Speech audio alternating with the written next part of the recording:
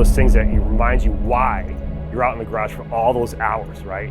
Is to go out and just bomb a tractor through the woods like you're a kid again. You know, I mean, I turned 50 this year. I ain't getting any younger, and the days, I ain't getting any shorter. So for me, it's just, it's being a kid again. It's why we all got into off-roading in the first place.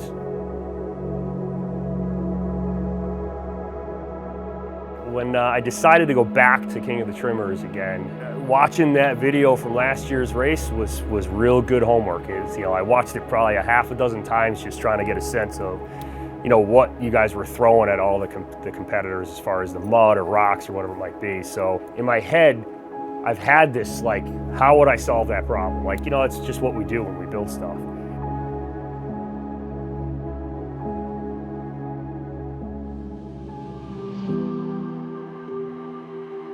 I knew I needed some old iron, right? Older garden tractors are just way more durable. They have cast iron gear cases in them, real 1-inch axle shafts in them, and that would just put up with the antics and the craziness up at the trimmer race. You can't help yourself when the mind gets spinning and in the wee hours of the night, kind of waking up in the middle of the night going, I think I have a solution. We built a 4-link. I had to build a whole new front beam to take the 4-link. It's like being 13 with somebody's credit card.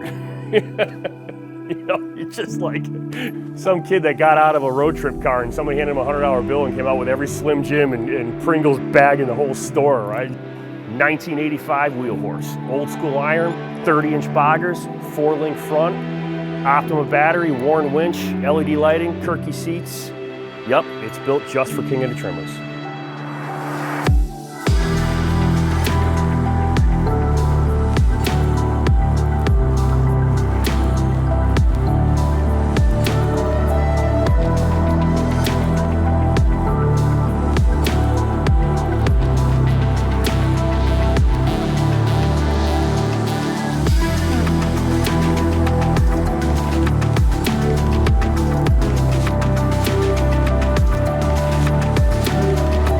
A lot of nights and weekends, got a day grind.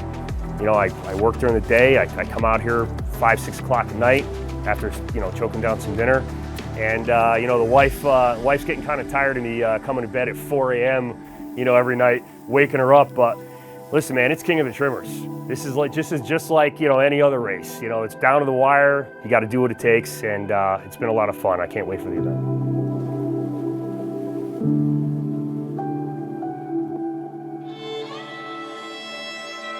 After days of work and minutes of prep, racers would converge on rural New Hampshire to take part in what would likely be the most grueling competition of their lives. Piloting beasts of burden, repurposed into creatures of conflict, those brave enough to face the challenge of the King of the Trimmers would do battle here. Consisting of varied, harsh terrain, made up of rocks, mud, and logs, set over 35 laps, this race is the only of its kind. It has no equal, it takes no prisoners, and it makes no friends. Forming a test unlike any other.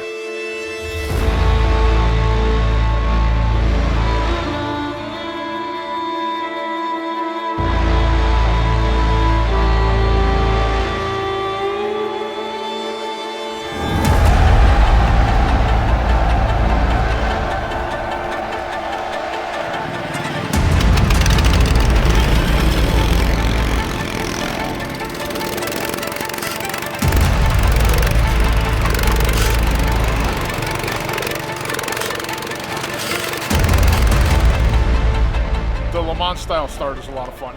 The French definitely ripped off the King of the Trimmers start, absolutely. Even though we came 100 years afterwards or something like that. Oh yeah, they definitely ripped us off. My strategy is to drive smart, because I see a lot of these boneheads just full throttle, blow their steering apart, losing belts. Secret sauce. Being the only one that was literally hitting the courses full force last year, that's the reason why I won. Everybody else was babying themselves over the rocks and logs, and I was just launching it. I think to be a champion, King of the Trimmers, you need to have complete disregard for mechanical well-being and physical well-being. It really comes down to your driving abilities, picking the right line, and just trying to get through it. Funniest thing I've ever seen. I see adults on lawnmowers driving over the most ridiculous things, and they're having fun. I'm like, that's what it's all about. That's why we do this.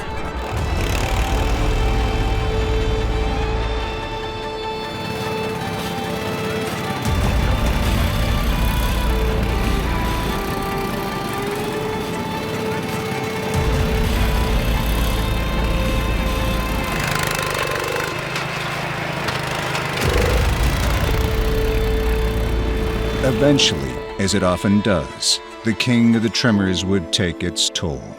Suffering from a shredded steering gear, Michael's trimmer would succumb to the elements after a brutal battle with the course and his fellow competitors. A tight-billed timeline would eventually cost him the race, forcing him and his machine back to the shop to complete the build for an attempt at redemption. And redemption would soon come. That's racing sometimes. You're out late in the garage the night before the race trying to prep the vehicle, and we had a little steering issue we found early this morning in the shop when we were loading the rig onto the trailer. Thought we had it fixed in the shop, got the race course a little bit late. We got that first lap and a half in there, and it was stripping the gearbox right out of it, so I couldn't really control it in the corners. Fortunately, because of the external steering on that rig, one of the guys went and swiped about a 3-foot pry bar out of the truck, and we were able to kind of get her off course by stuffing it in there manually and getting it to steer. But like every race car build, it's a thrash last minute, pulling an all-nighter to try to load it in the trailer and get to the event. Knowing that we had about a 3-week jump to the next event here, it was nice to have a few more weeks to really, debug it. We pulled all the mechanical steering out of it. Decided because of the 4-link, it made a lot more sense to just go to full hydro. So we put full hydro steering in it, solved that problem, coming up with, solutions for things that didn't exist before. Even just, trying to mount the battery. The intention was originally to, build this unit specifically for King of the Trimmers, right, that event. Given the shortcomings and the short rush and some failure of parts, we figured what better way to really test its mettle than take it to the hardest off-road park in New England.